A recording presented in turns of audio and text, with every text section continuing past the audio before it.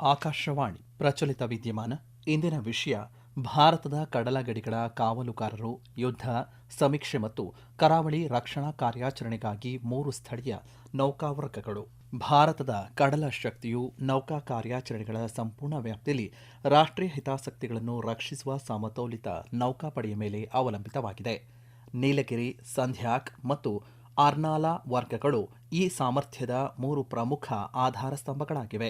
ಇತ್ತೀಚೆಗೆ ನಿಯೋಜಿಸಲಾದ INS Dronagiri, INS Sanshodhak ಮತ್ತು ಐಎನ್ಎಸ್ ಅಗ್ರೆ ಈ ಸ್ಥಳೀಯ ಯುದ್ಧ ನೌಕೆಗಳ ವರ್ಗದ ಸ್ಥಿರವಾದ ವಿಸ್ತರಣೆಯನ್ನು ಪ್ರದರ್ಶಿಸುತ್ತವೆ. ಐಎನ್ಎಸ್ ಮಹೇಂದ್ರಗಿರಿ ಈ ಸಾಮರ್ಥ್ಯವನ್ನು ಮತ್ತಷ್ಟು ಬಲಪಡಿಸುತ್ತದೆ.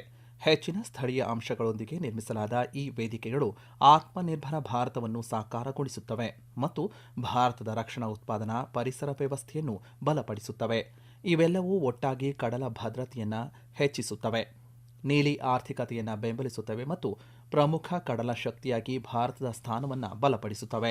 ಭಾರತೀಯ ನೌಕಾಪಡೆಯು ಹಿಂದೂ ಮಹಾಸಾಗರ ಪ್ರದೇಶದ ಪ್ರಾಥಮಿಕ ಭದ್ರತೆಯನ್ನು ಒದಗಿಸುವ ಪಡೆಯಾಗಿದೆ. ಇದು ಸುಮಾರು 11,098 ಕಿಲೋಮೀಟರ್ ಉದ್ದದ ಕರಾವಳಿ ತೀರ, ಸುಮಾರು 2.4 ಮಿಲಿಯನ್ ಚದರ ಕಿಲೋಮೀಟರ್ನ ವಿಶೇಷ ಆರ್ಥಿಕ ವಲಯ ಮತ್ತು ಭಾರತದ ವಹಿವಾಟಿನ ಸುಮಾರು 90% ಪ್ರಮಾಣವನ್ನು ಸಾಗಿಸುವ ಸಮುದ್ರ ಮಾರ್ಗಗಳನ್ನು ರಕ್ಷಿಸುತ್ತದೆ. ಇದನ್ನು ಸಾಧಿಸಲು ಸಮತೋಲಿತ ನೌಕಾಪಡೆಯ ಅಗತ್ಯವಿದೆ. ಇದರಲ್ಲಿ ಪ್ರತಿಯೊಂದು ಯುದ್ಧ ನೌಕೆಯ ವರ್ಗವು ಕಡಲ ಭದ್ರತೆಯ ವಿಶಿಷ್ಟ ಸ್ತರಕ್ಕೆ ಕೊಡುಗೆ ನೀಡುತ್ತದೆ. ಭಾರತದಲ್ಲಿ ಕೇವಲ 1 ತಿಂಗಳಲ್ಲಿ ಸೇರ್ಪಡೆಗೊಂಡ 4 ಹೊಸ ತಲೆಮಾರಿನ ಸ್ಥಳೀಯ ನೌಕಾ ವೇದಿಕೆಗಳು ಈಗ ಈ ಬಹುಸ್ತರದ ವಿಧಾನಕ್ಕೆ ಜೀವ ತುಂಬಿವೆ. ಸಾಗರದ ಮೇಲ್ಮೈಯಲ್ಲಿ ತಡೆಯೊಡ್ಡುವ ಮತ್ತು ಹೋರಾಡುವ ಸಾಮರ್ಥ್ಯವು ಈ ರಚನೆಯ ಮುಂಚೂಣಿಯಲ್ಲಿದೆ. ಈ ವಿಭಾಗದಲ್ಲಿ ಇತ್ತೀಚಿನವು ನೀಲಗಿರಿ ವರ್ಗದ ಸ್ಟೆಲ್ತ್ ಫ್ರಿಗೇಟ್ಗಳಾಗಿದ್ದು, ಇವುಗಳನ್ನು ಹೆಚ್ಚಿನ ತೀವ್ರತೆಯ ಕಾರ್ಯಾಚರಣೆಗಳಿಗಾಗಿ ಪ್ರಾಜೆಕ್ಟ್ 170 ಅಡಿಯಲ್ಲಿ ನಿರ್ಮಿಸಲಾಗಿದೆ. ಕಡಲ ಶಕ್ತಿಯು ಸಮುದ್ರಗಳ ಆಳವಾದ ತಿಳುವಳಿಕೆಯ ಮೇಲೆಯೂ ಅವಲಂಬಿತವಾಗಿದೆ. ಸಂಧ್ಯಾಕ್ ವರ್ಗದ ಸರ್ವೆ ವೆಸಲ್ ದೊಡ್ಡ ಹಡಗುಗಳು ಭಾರತದ ಜಲಗ್ರಾಫಿಕ್ ಸಾಮರ್ಥ್ಯಗಳನ್ನು ಬಲಪಡಿಸುತ್ತವೆ. ಇವು ಸಮುದ್ರದ ತಳವನ್ನು ಮ್ಯಾಪ್ ಮಾಡುತ್ತವೆ, ಸಾಗರ ದತ್ತಾಂಶವನ್ನು ಸಂಗ್ರಹಿಸುತ್ತವೆ ಮತ್ತು ಸುರಕ್ಷಿತ ಸಂಚರಣೆಗಾಗಿ ನಿಖರವಾದ ನೌಕಾ ಚಾರ್ಟ್ಗಳನ್ನು ತಯಾರಿಸುತ್ತವೆ. ಈ ಕೆಲಸವು ನೌಕಾ ಕಾರ್ಯಾಚರಣೆಗಳು, ಕಡಲ ವ್ಯಾಪಾರ ಮತ್ತು ನೀಲಿ ಆರ್ಥಿಕತೆಯನ್ನು ಬೆಂಬಲಿಸುತ್ತದೆ ಮತ್ತು ಇದು ಹಿಂದೂ ಮಹಾಸಾಗರ ಪ್ರದೇಶದಾದ್ಯಂತ ವಿಶ್ವಾಸಾರ್ಹ ಜಲಗ್ರಾಫಿಕ್ ಪಾಲುದಾರನಾಗಿ ಭಾರತದ ಸ್ಥಾನವನ್ನು ಬಲಪಡಿಸುತ್ತದೆ. ಕರಾವಳಿಗೆ ಹತ್ತಿರದಲ್ಲಿ ಸಬ್ಮರೀನ್ ವಿರೋಧಿ ಯುದ್ಧವು ರಕ್ಷಣೆಯ ಮುಂದಿನ ಸ್ತರವನ್ನು ರೂಪಿಸುತ್ತದೆ. ಅರ್ನಾಲಾ ವರ್ಗದ anti submarine warfare shallow water ಕ್ರಾಫ್ಟ್ಗಳನ್ನು ತೀರದ ಆಳವಿಲ್ಲದ ನೀರಿನಲ್ಲಿ ಸಬ್ಮರೀನ್ಗಳನ್ನು ಪತ್ತೆ ಹಚ್ಚಲು ಮತ್ತು ತಟಸ್ಥಗೊಳಿಸಲು ವಿನ್ಯಾಸಗೊಳಿಸಲಾಗಿದೆ. ಅವುಗಳ ಮುಖ್ಯ ಪಾತ್ರಗಳ ಜೊತೆಗೆ ಈ 3 ವರ್ಗಗಳು ಮಾನವೀಯ ನೆರವು, ವಿಪತ್ತು ಪರಿಹಾರ ಮತ್ತು ಹುಡುಕಾಟ ಮತ್ತು ರಕ್ಷಣಾ ಕಾರ್ಯಾಚರಣೆಗಳನ್ನು ಕೈಗೊಳ್ಳಬಲ್ಲವು. ಇವೆಲ್ಲವೂ ಒಟ್ಟಾಗಿ ಭಾರತದ ಸ್ಥಳೀಯ ಹಡಗು ನಿರ್ಮಾಣ ಕಾರ್ಯತಂತ್ರಗಳ ಯಶಸ್ಸನ್ನು ಗುರುತಿಸುತ್ತವೆ.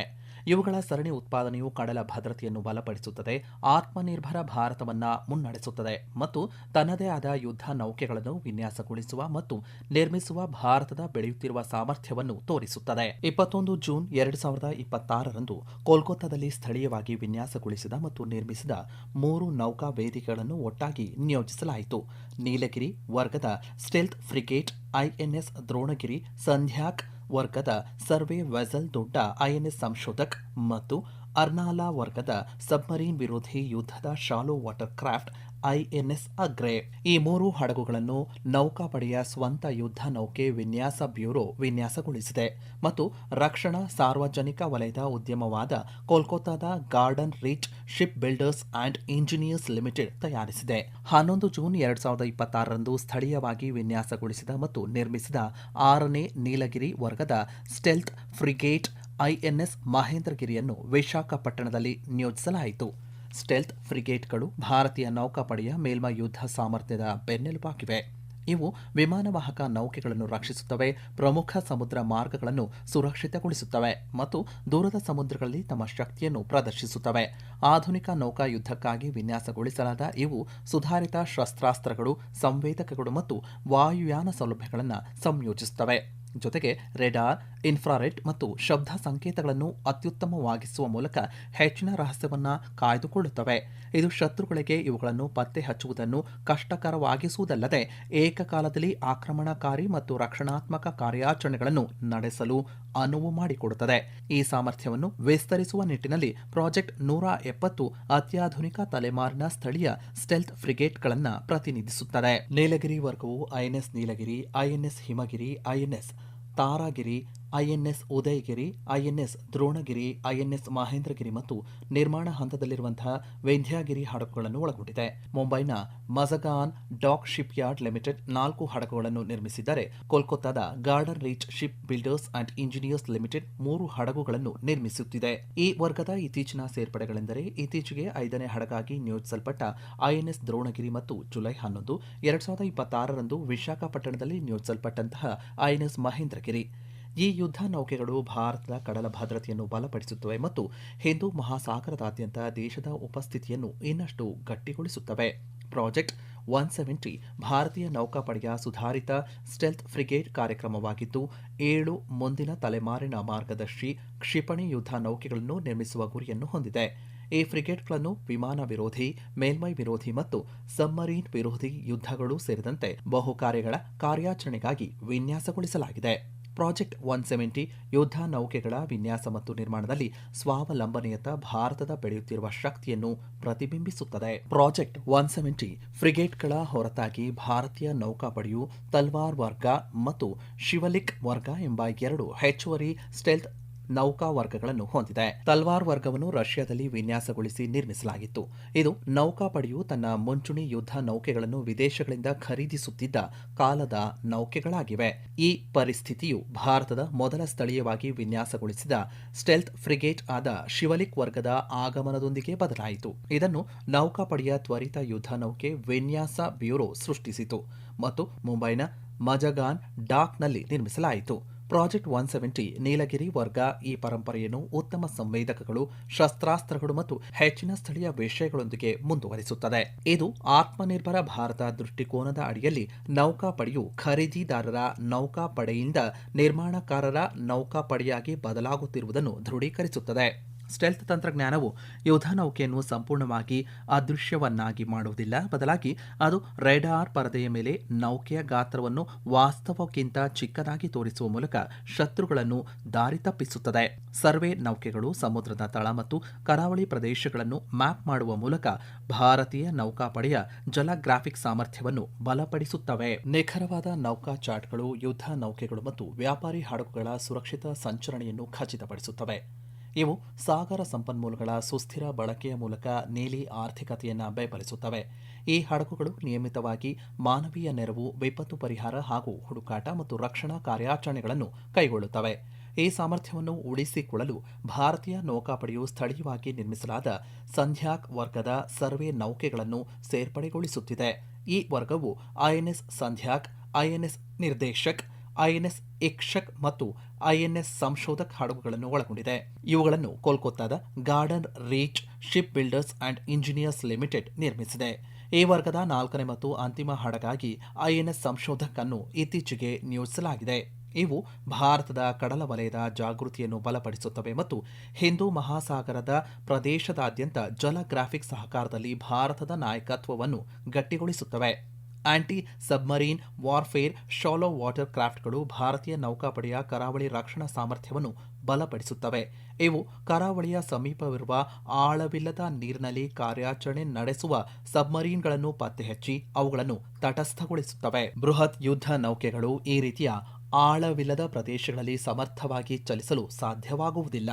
ಅಂತಹ ಸಂದರ್ಭದಲ್ಲಿ ಇವುಗಳಂತಹ ಚುರುಕಾದ ನೌಕೆಗಳು ಅತ್ಯಗತ್ಯವಾಗಿವೆ. ಇವು ಕೇವಲ ರಕ್ಷಣಾ ಕಾರ್ಯವಷ್ಟೇ ಅಲ್ಲದೆ ಮಾನವೀಯ ನೆರವು, ವಿಪತ್ತು ಪರಿಹಾರ ಮತ್ತು ಹುಡುಕಾಟ ಹಾಗೂ ರಕ್ಷಣಾ ಕಾರ್ಯಾಚರಣೆಗಳಿಗೂ ಬೆಂಬಲ ನೀಡುತ್ತವೆ.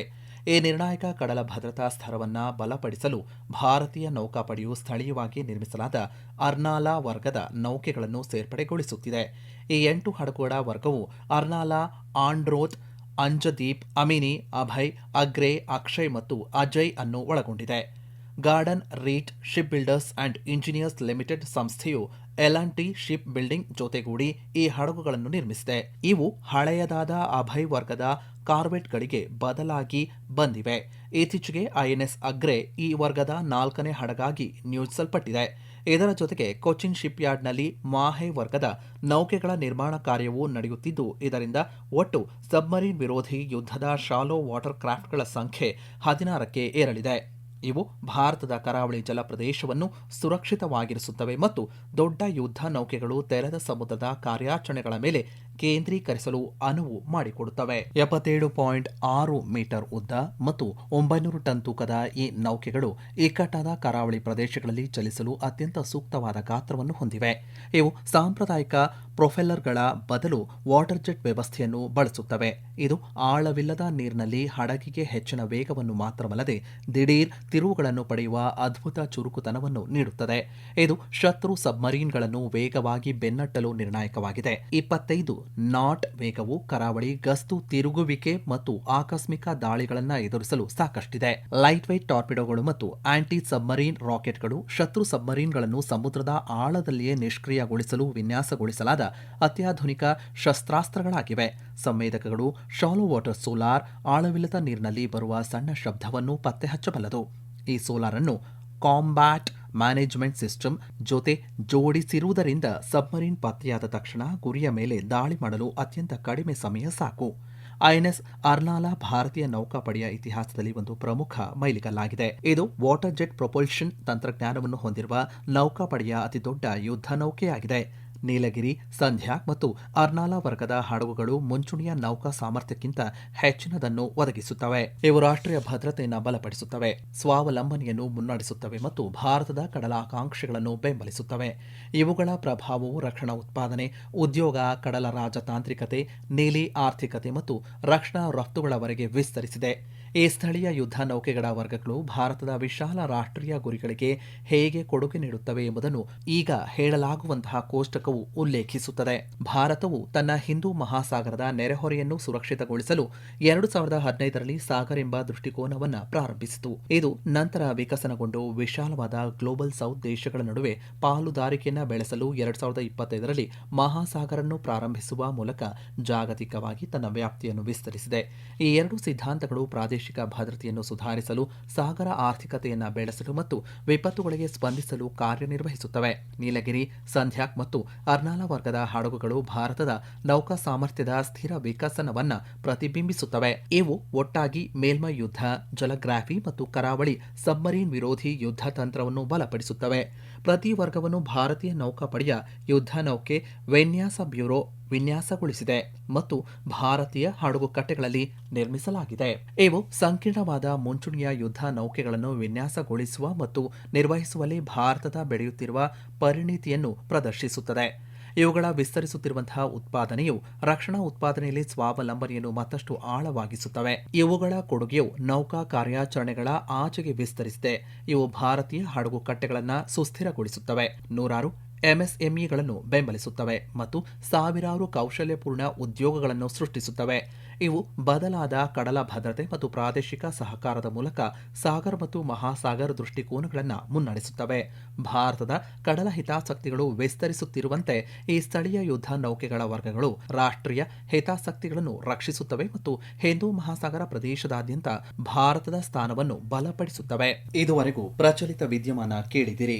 ಇಂದಿನ ವಿಷಯ ಭಾರತದ ಕಡಲ ಗಡಿಗಳ ಕಾವಲುಗಾರರು, ಯುದ್ಧ, ಸಮೀಕ್ಷೆ ಮತ್ತು ಕರಾವಳಿ ರಕ್ಷಣಾ ಕಾರ್ಯಾಚರಣೆಗಳಿಗಾಗಿ 3 ಸ್ಥಳೀಯ ನೌಕಾ ವರ್ಗಗಳು. ಓದಿದವರು ಚೇತನ್ ಸಿವಿ. ಸಮಗ್ರ ನಿರ್ವಹಣೆ ಆಕಾಶವಾಣಿ ಬೆಂಗಳೂರು ಪ್ರಾದೇಶಿಕ ಸುದ್ದಿ ವಿಭಾಗದ ಸಹಾಯಕ ನಿರ್ದೇಶಕರಾದಂತಹ ಸುಹಾಸ್ ಆರ್. ಈ ಕಾರ್ಯಕ್ರಮ ಆಕಾಶವಾಣಿ ಬೆಂಗಳೂರು ಪ್ರಾದೇಶಿಕ ಸುದ್ದಿ ವಿಭಾಗದ ಕೊಡುಗೆ.